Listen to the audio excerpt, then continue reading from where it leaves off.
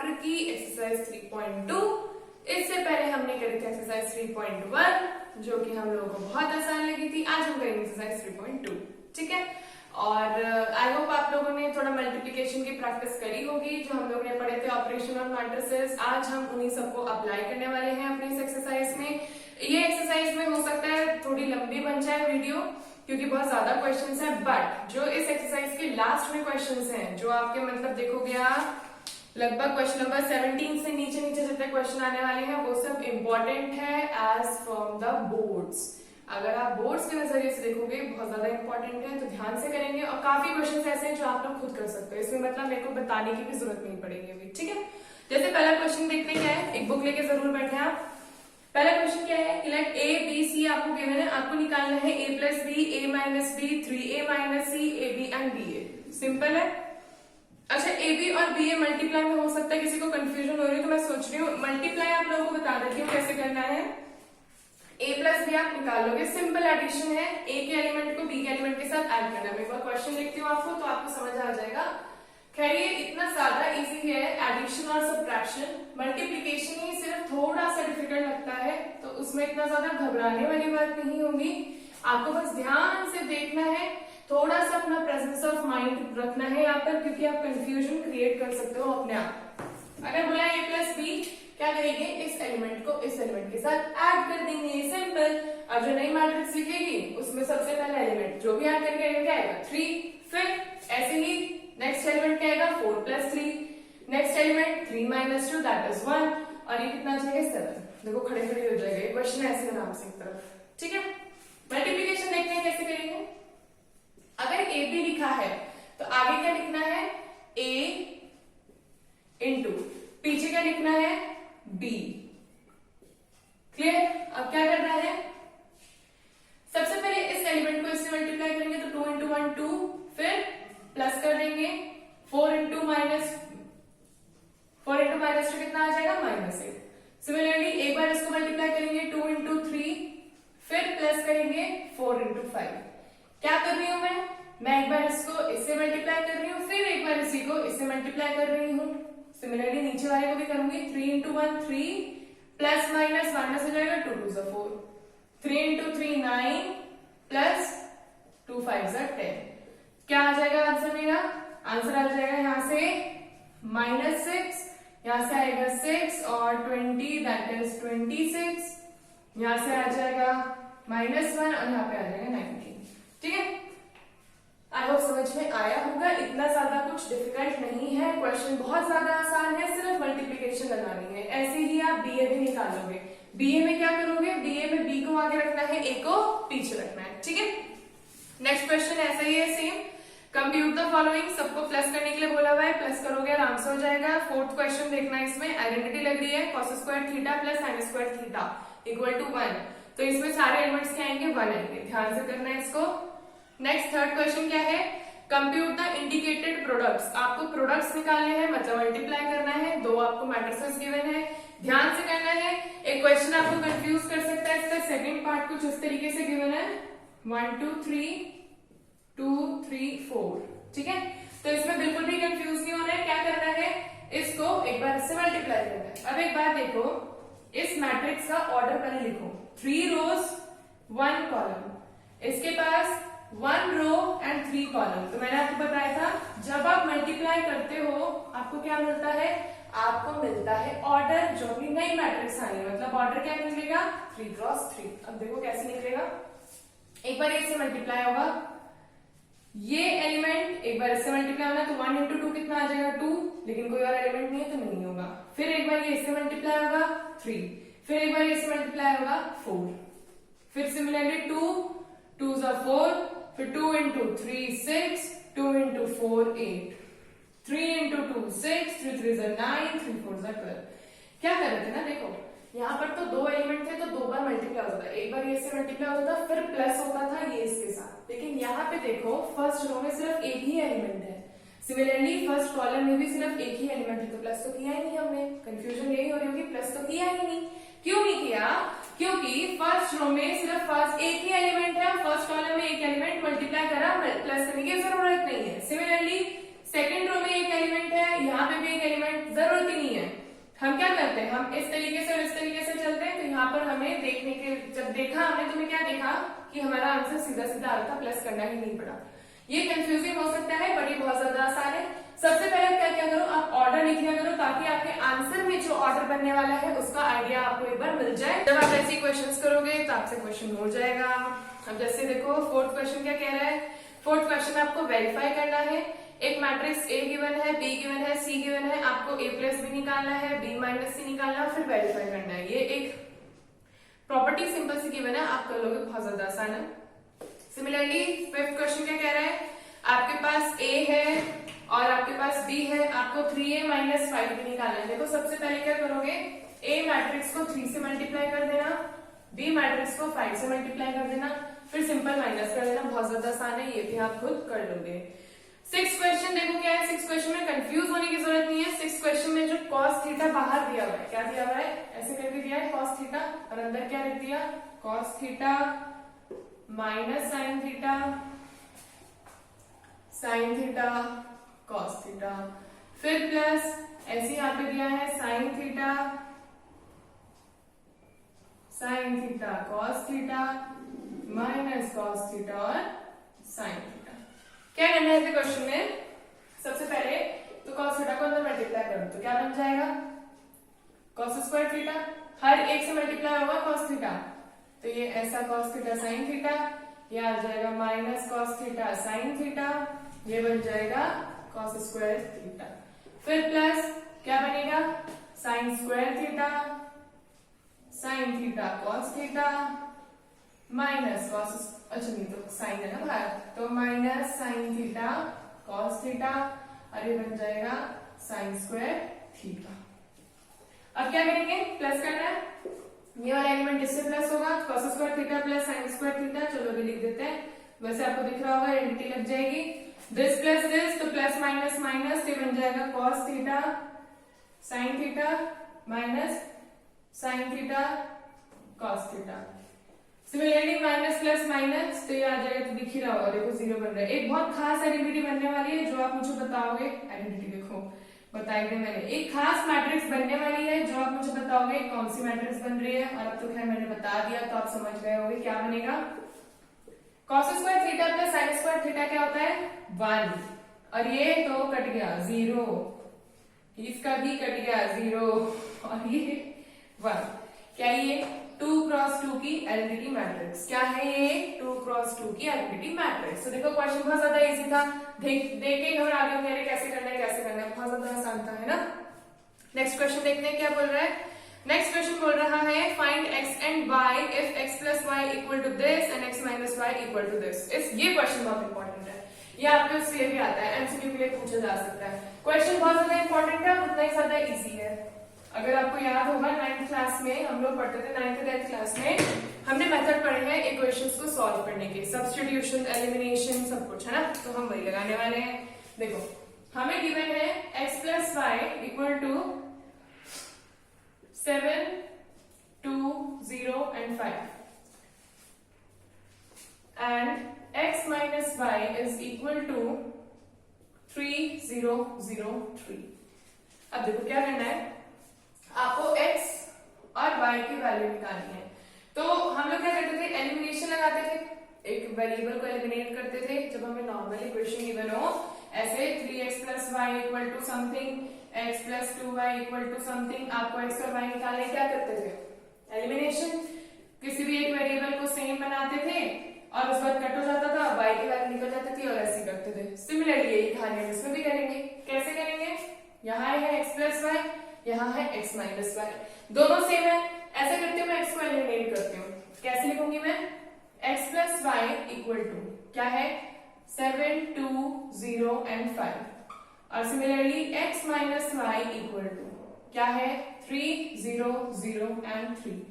कर देते हैं माइनस, साइन चेंज, प्लस का अपोजिट माइनस, माइनस का अपोजिट प्लस, ये सारे प्लस है, तुम लगा दो माइनस, तो माइनस प्लस तो कट गया, प्लस वाई क्या आ गया 2y इक्वल टू, माइनस करना है, मतलब इस वाली मैट्रिक्स में से इस वाली मैट्रिक्स को माइनस करना है, क्या इस वाली मैट्रिक्स में से इस वाले मैट्रिक्स को माइनस करना है। तो 7 माइनस 3 4, 0 माइनस 0 0, 2 माइनस 0 2, 5 माइनस 3 2।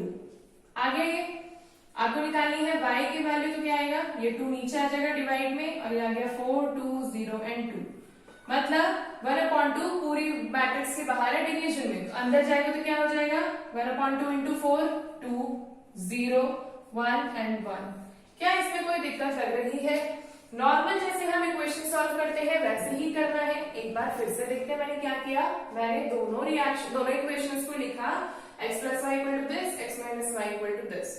हमने क्या किया, हमने साइन चेंज कर दिए। मैंने देखा यहाँ प्लस है तो अपोजिट माइनस, यहाँ माइनस है तो अपोजिट प्लस, यहाँ पे सारी मैट्रिक्स की प्लस में मैंने लगा दिया आगे माइनस। माइनस में भी होती मुझे फर्क नहीं पड़ता, मैं इसमें क्या लगा देती माइनस। अगर साइन कॉमन आ रहा होता तो हम बाहर निकाल के कुछ और करते, बट अभी क्योंकि पॉजिटिव दिख रही तो हमने लगा दिया माइनस। अब क्या है, माइनस प्लस तो कट जाएगा, प्लस प्लस 2y, और इसमें से इसको माइनस करोगे तो a11 से a11 माइनस होगा, a12 से a12 माइनस होगा, a21 से a21 और a22 से a22। ठीक है, कुछ और गड़बड़ नहीं करनी है। जब y की वैल्यू आ चुकी है, यहाँ पे रख दो, यहाँ पे रख दो, यहाँ पे रख दो, आंसर आ जाएगा। कैसे आएगा? सपोज मान लो ये हमारे पास इक्वेशन है x plus y equal to this, तो यहाँ पे मैं क्या करती हूँ, यहीं पे लिख देती हूँ x equal to 7 2 0 5 minus y की वैल्यू क्या है 2 1 0 एंड 1। ठीक है, कोई दिक्कत बिल्कुल भी नहीं। 7 में से 2 गए 5 0 2 1 और ये आ गई हमारी x की वैल्यू। कोई दिक्कत होनी नहीं चाहिए, बहुत आसान है क्वेश्चन, आराम से हो जाएगा। एक बार ध्यान से अपने आप करने की कोशिश करोगे, ये समझ के जैसे आप 9th-10th क्लास में अपने एलिमिनेशन रिएक्शन से इक्वेशन सॉल्व करते थे, क्वेश्चन बहुत आसानी से हो जाएगा। ठीक है, तो एक बार इसे अगर नोट करना हो तो एक बार जरूर नोट करना, और इसका सेकेंड पार्ट भी जरूर सॉल्व करना। और ऐसे ही आपको 8th में भी क्वेश्चन गिवन है, वो भी आप कर लोगे। 9th में भी आपको क्वेश्चन गिवन है, वो भी आप कर लोगे। Solve the equation for x y z आपको गिवन है, और आप उसको क्या करना है, मल्टीप्लाई करना है, प्लस करना है, बस कहानी खत्म। इतने इजी क्वेश्चंस होते हैं ना मैट्रिसेस के कि आपको जरूरत भी नहीं पड़ती है कि कोई कराए, आपको एक एग्जांपल समझ में आ जाए, बाकी सारे क्वेश्चंस आप खुद कर सकते हो। ठीक है, 11th भी हो जाएगा आपसे, 12th भी आप एक बार ट्राई करना, हो जाएगा।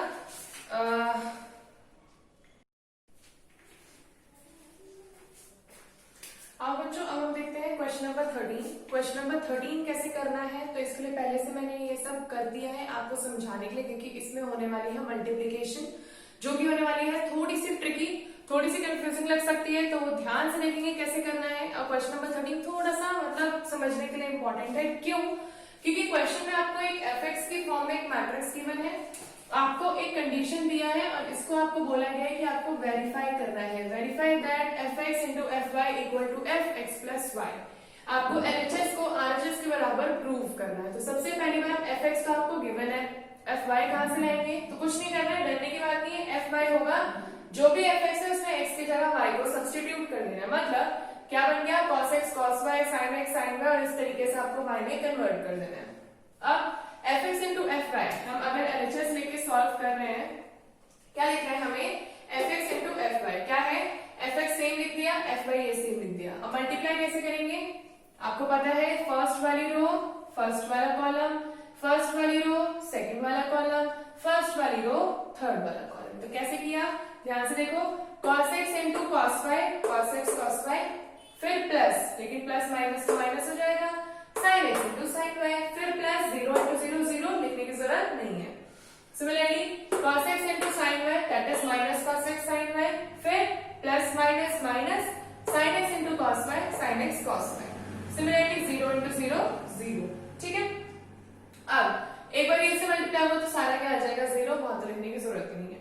सिमिलरली आते हैं नेक्स्ट पे, sin x into cos y, फिर plus cos y into sin y, और प्लस आना चाहिए माइनस आना चाहिए, यहाँ पे आना चाहिए plus cos y into sin y, फिर 0 इंटू 0 0, खत्म।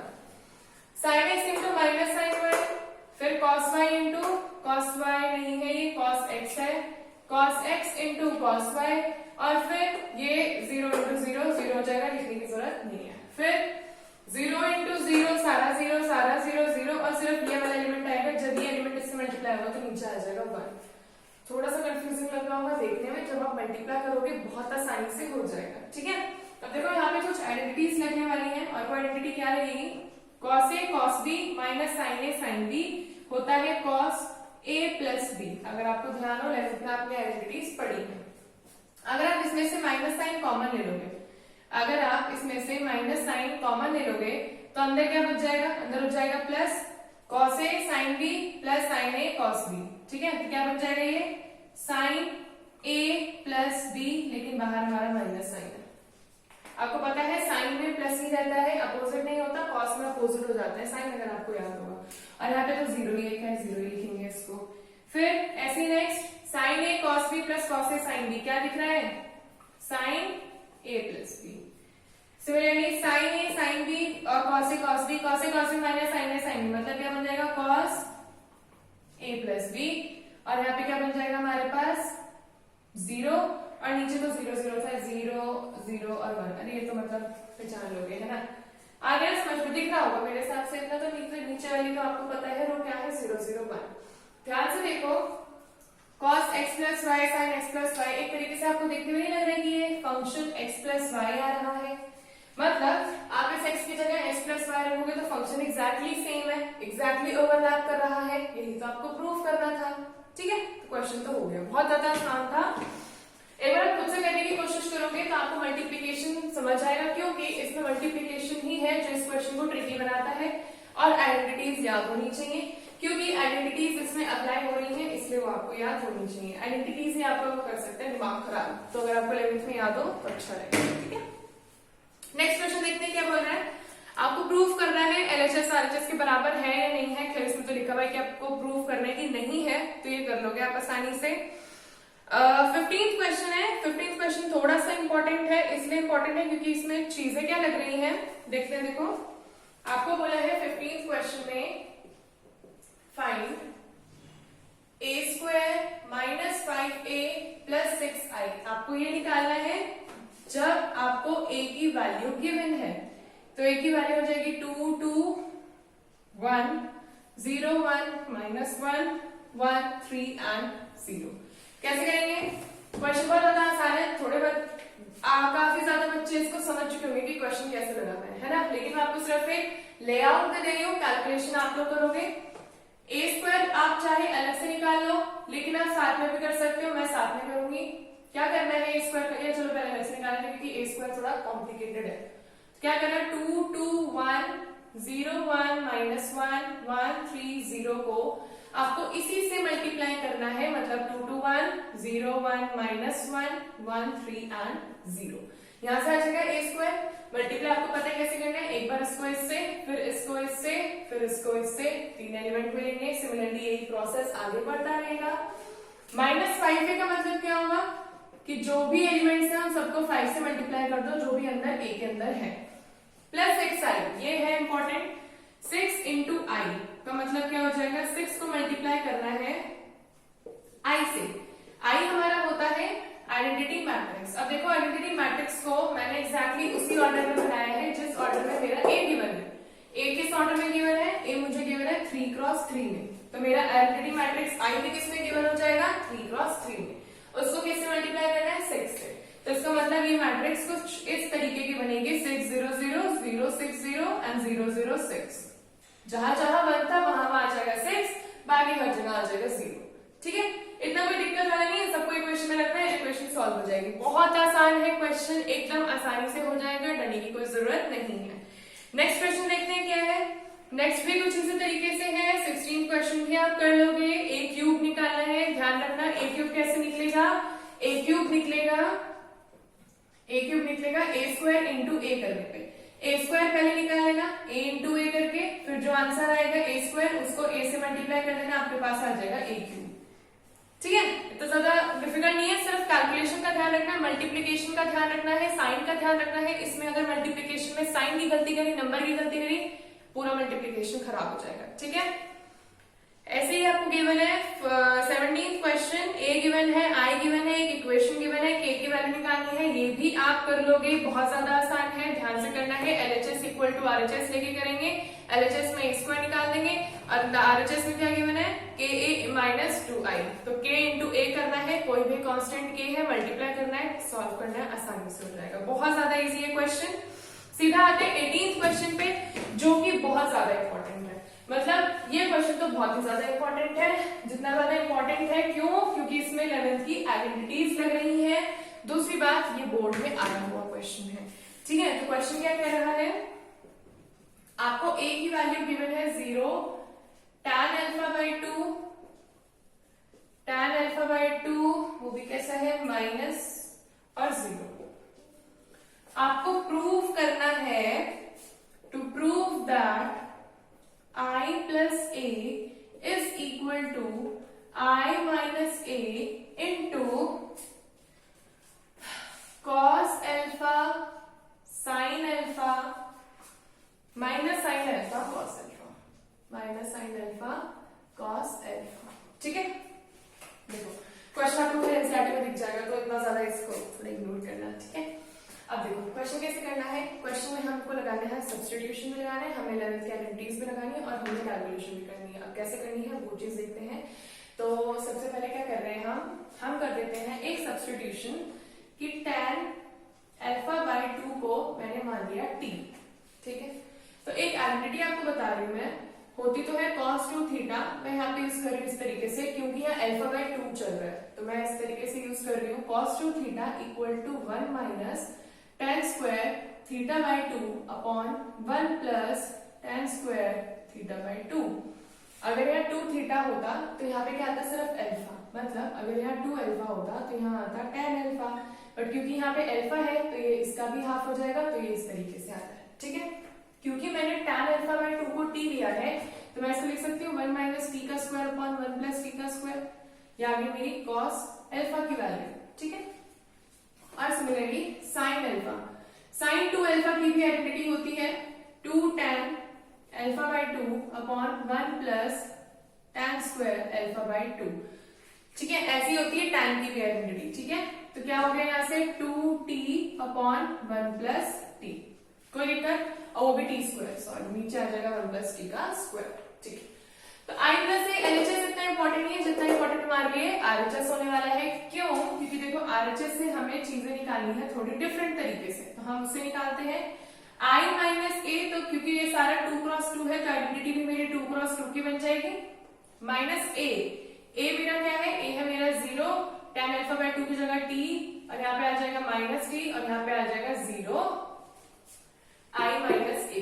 कितना आ जाएगा यहाँ से, 1 minus 0 is 1, 0 minus T is plus T, 0 minus T is minus T, और यहाँ पे आ जाएगा 1। इसको मुझे किससे मल्टीप्लाई करना है, इसको मुझे मल्टीप्लाई करना है cos alpha minus sin alpha and cos alpha. कोई दिक्कत अभी तक? यहाँ पे मैंने क्या किया, i माइनस ए निकाला, और क्वेश्चन में मैंने आरएचएस वाले पार्ट को लिया है, आरएचएस वाले पार्ट में i माइनस ए को हमें इससे मल्टीप्लाई करना है। अब देखो इसकी वैल्यू तो मैंने यहाँ निकाल रखी है, तो मैं सीधा वाली वैल्यूज रखने वाली हूँ। क्या रखूंगी मैं, ये सेम रहेगा 1 t माइनस टी एंड 1, ठीक है। और मल्टीप्लाई करते हैं इससे, तो यहाँ पे क्या आएगा, cos अल्फा की जगह आ जाएगा 1 minus T square upon 1 plus T square, sin alpha की जगह आ जाएगा 2t upon 1 plus T square, और माइनस साइन है तो मतलब बाहर आ जाएगा माइनस का साइन। सिमिलरली sin अल्फा की जगह आ जाएगा 2t upon 1 plus T square, और यहाँ पे क्या आ जाएगा, cos अल्फा की जगह 1 माइनस टी का स्क्वायर अपॉन 1 प्लस टी का स्क्वायर। अभी सिर्फ हमने रीअरेंजमेंट किया है, मल्टीप्लीकेशन नहीं किया है। अब हम करेंगे मल्टीप्लीकेशन। कैसे करेंगे, एक बार ये मल्टीप्लाई होगा इससे, एक बार रो मल्टीप्लाई होगी फर्स्ट कॉलम से, तो 1 इंटू दिस तो सेम आ जाएगा, मतलब 1 minus T square upon 1 plus T square. Next क्या आएगा, टी इंटू दिस, तो कितना आ जाएगा, plus 2 into T into T कितना आ जाएगा, T square upon 1 plus T square. Similarly ये एक बार इससे मल्टीप्लाई हुआ तो 10 इंटू 10 तो सेम आ जाएगा, minus 2t upon 1 plus T square, और ये इससे मल्टीप्लाई हो जाएगा तो कितना आ जाएगा, plus t into 1 minus T square upon 1 plus T square. कोई दिक्कत यहाँ तक नहीं होनी चाहिए, सिर्फ हम मल्टीप्लाई कर रहे हैं। सिमिलरली एक बार ये इससे मल्टीप्लाई होगा तो माइनस टी बाहर ही रखते हैं, अंदर आ जाएगा 1 minus T square upon 1 plus T square, फिर आएगा प्लस 1 इंटू दिस, फिर तो सेम आ जाएगा 2t upon 1 plus T square. ठीक है, एक बार ये से मल्टीप्लाई करते हैं, माइनस माइनस क्या हो जाएगा प्लस, कितना आ जाएगा 2t square upon 1 plus T square, और एक बार ये से मल्टीप्लाई होगा लेकिन प्लस का साइन आएगा 1 minus T square upon 1 plus T square. Simple multiplication जो हम मल्टीप्लाई करते हैं वही क्या, मैंने इसके अलावा कुछ नहीं किया है। अब क्या कर रहे हैं, आप ध्यान से देखना है, नीचे दोनों का एलसीएम सेम है तो नीचे का जो चीज आ गई वो तो सेम आ गई, that is 1 plus T square. ऊपर देखो क्या आएगा टी स्क्वायर और ये है 2t स्क्वायर, तो 2t से t स्क्वायर गया तो 1t स्क्वायर, तो ऊपर क्या बच गया 1 माइनस टी स्क्वायर। ठीक है, सिमिलरली यहाँ पे क्या होगा, यहाँ पे t अंदर रख देते हैं पर उससे t क्यूब बन जाएगा। क्या कर सकते हैं, यहाँ पे दोनों का एलसीएम सेम रखते हैं, t को अंदर लेते हैं तो क्या आ जाएगा, दोनों का एलसीएम सेम है 1 प्लस टी स्क्वायर, यहाँ से क्या आएगा माइनस 2t, यहाँ से क्या आएगा प्लस t, और यहाँ से क्या आ जाएगा माइनस टी क्यूब। ठीक है, अब ऐसे यहाँ पे देखते हैं, ये भी अंदर मल्टीप्लाई हो जाएगा तो यहाँ पे तो एलसीएम सेम रहेगा 1 प्लस टी का स्क्वायर, ये हो जाएगा माइनस टी इंटू माइनस 1, ये आ जाएगा माइनस टी, और नीचे दोनों का एलसीएम सेम था, लास्ट में क्या आ गया साथ में 2t आ गया, तो ये सिंपल एलसीएम सेम रखा और हमने प्लस किया, ज्यादा कुछ नहीं किया है, डरने की बात नहीं है। सिमिलरली यहाँ पे 1 प्लस टी स्क्वायर दोनों में कॉमन था, यहाँ पे क्या रख दिया 2t square plus 1 minus T square. ठीक है, ऊपर मैंने साफ कर दिया, ऊपर इसके साफ कर दिया, नीचे बहुत भीड़ हो गई है। अब देखते हैं क्या होगा, 1 प्लस टी स्क्वायर और 1 प्लस टी स्क्वायर कट जाएगा, फिर ऊपर क्या बच जाएगा सिर्फ 1। यहाँ पे क्या होगा minus 2t plus T, minus 2 बड़ा है तो क्या आएगा माइनस टी और minus T cube upon 1 plus T square. ठीक है, और इधर क्या आ जाएगा 2t में से 8t गया तो क्या बच जाएगा t plus T cube upon 1 plus T square. यहाँ पे 2t स्क्वायर में से 8t स्क्वायर गया तो क्या बन जाएगा t square plus 1 upon 1 plus T square, cut गया। देखो यहाँ पे भी कटेगा, कैसे कटेगा, अगर मैं इस t को कॉमन ले लूं तो अंदर क्या बच जाएगा, यहाँ पे सिर्फ बच जाएगा 1, और यहाँ से भी क्या आ जाएगा सिर्फ स्क्वायर, कट गया ये भी। सिमिलरली यहाँ पे भी अगर मैं माइनस टी को कॉमन ले लूं तो यहाँ पे क्या प्लस बन जाएगा, टी चला गया स्क्वायर, और यहाँ क्या बच जाएगा 1, और ये भी कट जाएगा। आ रही बात समझ में, तो आंसर में से क्या बचा 1 माइनस टी, टी एंड 1। क्या ये चीज क्लियर है आपको कि मैंने यहाँ पे क्या किया, बहुत आसान है, सिंपली कॉमन लेना है और बस काट देना है और कुछ नहीं करना है। हमें क्वेश्चन में क्या सॉल्व करना था, हमें सॉल्व करना था कि i प्लस ए बराबर आएगा i माइनस ए, और ये जो हमें गिवन थी मैट्रिक्स, तो हमने ये चीज सॉल्व कर दी। हमने क्या करा, हमने एलएचएस लिया था, i माइनस ए को सॉल्व किया और वो एग्जैक्टली वही आ गया i प्लस ए की तरह। क्यों, a हमारी मैट्रिक्स क्या थी, i माइनस ए हमारी मैट्रिक्स ये थी, तो i प्लस ए देखो क्या आ जाएगा, i प्लस ए कैसे आएगा, इसी में मान लो प्लस कर दो तो क्या आ जाएगा 1 plus 0 1, 0 minus plus minus, 0 plus T 1 plus 0 1। देखो आ गया आंसर सेम। देखो थोड़ा सा बोर्ड में ऐसे मैंने एक बार करके दोबारा किया है, जब आप खुद देखोगे आपको लग जाएगा हाँ आंसर सेम आ चुका है।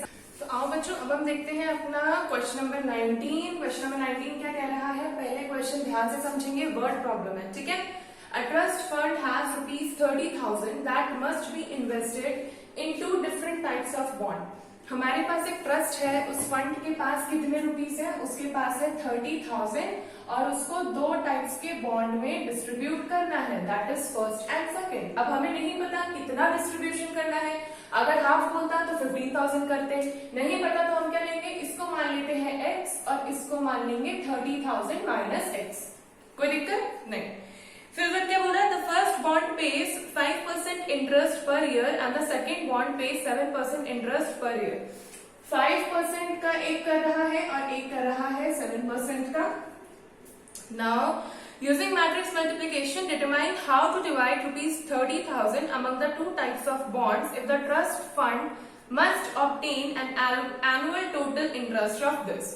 क्या बोला इसमें क्वेश्चन में, क्वेश्चन ने सबसे पहली बात बोली कि आप इस x की वैल्यू बता दो कितनी होगी और फिर इसके सेकंड पार्ट को हम बाद में देखेंगे। तो x की वैल्यू कैसे निकालेंगे, हम बनाने वाले हैं एक मैट्रिक्स जिसमें हमारे पास 2 एलिमेंट है, एक है x और एक है 30,000 माइनस x, ठीक है। और दूसरा क्या बनेगा, दूसरा बनेगा 5%। 5% को मैं लिख सकती हूँ 5/100 और इसको क्या लिख सकती हूँ 7/100।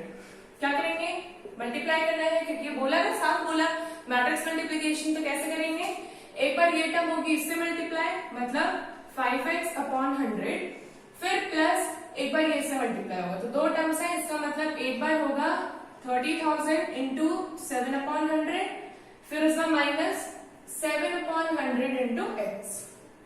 यहां से क्या निकालनी है, यहां से हमें x की वैल्यू निकालनी। तो हम कैसे निकालेंगे, एलसीएम ले लेते हैं। इसके पास भी एलसीएम कितना आएगा, 100 आ गया। तो यहाँ आ जाएगा 5x प्लस 21 और 1 2 3 4 और माइनस 7x। ठीक है, यहां से क्या आ जाएगा, 5x माइनस 7x कितना आएगा, माइनस 2x प्लस 21 1 2 3 4 अपॉन 100। ये तो आ गई हमारे पास वैल्यू फॉर, मान लो क्या क्वेश्चन में क्या बोला था, using determine how to divide among the two types of bonds if the trust और फंड ऑपरेटिंग। ठीक है, तो हमारे पास एक तरीके से फंड आ गया, हमारे पास टोटल एक्स की वैल्यू आ जाएगी यहाँ से, और ये इस तरीके से आ गया है। यहाँ से हम एक्स की वैल्यू निकालेंगे जो दो कंडीशंस हमको गिवन है। सबसे पहले बोला है कि अगर आपके ट्रस्ट को एनुअल इंटरेस्ट देना है ₹18,000 का, क्या कर रही हूँ मैं इसको, यहाँ कर रही हूँ, मतलब ये पूरी कंडीशन जो -2x प्लस 21 1 2 3 4 अपॉन 100 है, दैट इज इक्वल टू 18,000। तो आप बताओ कि आपका टोटल अमाउंट कितना होगा। तो हम कैसे करेंगे इसको सिंपल कर देंगे, यहाँ से -2x plus 2100 equal to 18,000 into 100 और यहाँ से x की वैल्यू निकाल देंगे। जो x की वैल्यू आएगी वो हमारा आंसर होगा। ऐसे ही सेकंड पार्ट करेंगे, इस जो हमारी ये वैल्यू आई है इसको हम किसके बराबर रख देंगे, 2000 के बराबर रख देंगे, वहां से x की वैल्यू निकालेंगे, वो हमारी टोटल अमाउंट निकलेगी। क्या निकलेगी, टोटल अमाउंट जो हमें क्वेश्चन में पूछा है। हमने सिर्फ क्या किया, ध्यान से देखेंगे, हमने सिर्फ मैट्रिक्स मल्टीप्लिकेशन किया। यहाँ से हमारे पास एक इक्वेशन की फॉर्म में एक आंसर आ गया। अब हमसे पूछा था कि ये जो टोटल अमाउंट आई है और जो आपका एनुअल इंटरेस्ट आ रहा है उससे आप कैलकुलेट करके बताओ कि आपने एग्जैक्टली कितने में डिवाइड किया अपने फंड को। इनडायरेक्टली हमको सिर्फ x की वैल्यू निकालनी है। जब हमारे पास ये कंडीशन है और दो ऑप्शन हमारे पास है, एक बार 18,000 होगा और एक बार आपको क्वेश्चन में गिवन है 2,000। ठीक है, क्वेश्चन 21st क्वेश्चन के लिए आपको कुछ चीजें गिवन है। पहले मैं बोल लिख रही हूँ x y z w and p। x का ऑर्डर गिवन है 2 क्रॉस n, y का ऑर्डर गिवन है 3 क्रॉस k, z का ऑर्डर गिवन है 2 cross p, W is n cross 3 and p cross k. P का order p cross k. Okay. Question ही given है restriction on n k and p so that py plus wy. अगर आपको निकालना है py plus wy, तो जो भी इस मैट्रिक्स से बनने वाला, जो भी इस ऑपरेशन से बनने वाला मैट्रिक्स होगा, आपको उसका ऑर्डर बताना है कितना होगा। तो ध्यान से देखते हैं, चलो सबसे पहले p का ऑर्डर देखते हैं क्या है, p क्रॉस k। y का ऑर्डर कितना है 3 क्रॉस k, फिर प्लस w का ऑर्डर कितना है n क्रॉस 3 और y का ऑर्डर कितना है 3 क्रॉस k। ध्यान से देखो, p cross k and 3 cross k दिख रहा है, n cross 3 and 3 cross k। अगर ये दोनों ऐड हो रही हैं, अगर ये दोनों मैट्रिक्स ऐड हो रही हैं, इसका मतलब इन दोनों मैट्रिक्स का ऑर्डर क्या है, सेम। आपको पता है सेम ऑर्डर की मैट्रिक्स ही ऐड हो सकती है, सेम ऑर्डर की मैट्रिक्स ही मल्टीप्लाई सबट्रैक्ट हो सकती है। मल्टीप्लिकेशन में ऑर्डर डिफरेंट हो सकता है। तो अगर इन दोनों का ऑर्डर सेम है तो इसका मतलब k की वैल्यू अगर आप कंपेयर करोगे कितनी देखने को मिल रही है आपको 3, और p की वैल्यू अगर मैं निकालना चाहूँ तो p की वैल्यू कितनी देखने को मिल रही है n। देखो क्वेश्चन से देखते ही समझ में आ गया। अब जरा ऑप्शन देखते हैं। ऑप्शन देखो पहले ही दे रखा है k3 pn या फिर k is arbitrary, p is 2, p is arbitrary, k is 3। हमारा फर्स्ट ऑप्शन सही है। कैसे पता लगाया, हमने बोला कि दो मैट्रिक्स ऐड हो रही है तो इसका मतलब उनका ऑर्डर क्या होगा, सेम। अगर ऑर्डर सेम होगा तो बस कंपेयर कर लिया फर्स्ट वाले ब्रैकेट को फर्स्ट वाले ब्रैकेट से, p की वैल्यू 1, k की वैल्यू 3, सीधा सीधा दिख रहा है, क्वेश्चन खत्म। सेकंड क्वेश्चन भी इसी पे बेस्ड है, मतलब सेकंड मतलब 20 सेकंड। क्या ये बोल रहा है 7x माइनस 5z आपको निकालना है और n की वैल्यू p के बराबर है। आपको बताना है कि कैसा मैट्रिक्स बनेगा। तो 7x, x का मैट्रिक्स का ऑर्डर है 2 क्रॉस n माइनस Z के मैट्रिक्स का ऑर्डर है 2 क्रॉस P, उन्होंने बोल दिया n P के बराबर है, मतलब 2 2 2 2, तो 2 क्रॉस P बोल दो या 2 क्रॉस n बोल दो, दोनों ही आंसर सही है। बट क्योंकि n P के बराबर है मतलब आगे वाला तो 2 ही रहेगा, पीछे वाला P हो सकता है, लेकिन ऐसा कोई ऑप्शन नहीं है, पीछे वाला n हो सकता है और B ऑप्शन है। समझ आया क्या हमने बोला? x का ऑर्डर लिख दिया, z का ऑर्डर लिख दिया, n cross n equal to P बोला है, तो अगर n इक्वल टू P बोला मतलब इसकी जगह मैं यहाँ पे P लिख सकती हूँ, तो या तो मैं 2 क्रॉस P बना सकती हूँ या 2 क्रॉस n। अब क्वेश्चन में देखना है P क्रॉस 2 दिया है, ये नहीं होगा, 2 क्रॉस P और P क्रॉस 2 दोनों बराबर नहीं होते हैं, तो इसका मतलब P क्रॉस 2 वाला ऑप्शन तो नहीं होगा, 2 क्रॉस P भी नहीं होगा। हमें क्वेश्चन गिवन है 2 क्रॉस n, तो हम ये वाला मान लेंगे। ठीक है, क्वेश्चन इतना ज्यादा डिफिकल्ट नहीं है, हो सकता है कहीं मेरी स्पीड आपको ज्यादा लग रही हो, तो एक बार ऐसा कुछ होगा आप जरूर मुझे कमेंट सेक्शन में बता दें कि भाई आपकी स्पीड बहुत ज्यादा है, थोड़ा सा हमारे लेवल पे रहो, तो मैं उस पर आ जाऊंगी। नहीं तो वैसे मेरे हिसाब से मैंने क्वेश्चंस बहुत ज्यादा आसानी से कराने की आपकी कोशिश करी है। 13.1 13.2 के लगभग सारे ही क्वेश्चंस हम लोगों ने कवर किए हैं। अब जब आगे क्वेश्चन करेंगे उसके लिए नया टॉपिक पढ़ेंगे, तब हम क्वेश्चन करेंगे। तब तक के लिए मेरे चैनल को सब्सक्राइब करना बिल्कुल भी मत भूलना और अपने दोस्तों के साथ शेयर भी कर लेना, और बस पढ़ते रहना अच्छे से, और बस फिर सब्सक्राइब कर लेना। ठीक है, और क्वेश्चन जरूर सॉल्व करना, सबसे इंपॉर्टेंट बात जो इंपॉर्टेंट है सबसे ज्यादा, कि क्वेश्चन जरूर सॉल्व करना है, क्योंकि हम पढ़ किस लिए रहे हैं? अपने लिए पढ़ रहे हैं, ऐसे थोड़ा चैनल सब्सक्राइब करने के लिए पढ़ रहे हैं, हम अपने लिए पढ़ रहे हैं। 12th का रिजल्ट अच्छा आएगा तो हमारे लिए अच्छा होगा, है ना। तो बस इसी के साथ हम आज का ये चैनल आज की ये वीडियो यहीं पे खत्म करते हैं और मिलते हैं नेक्स्ट वीडियो में। Thank you for watching.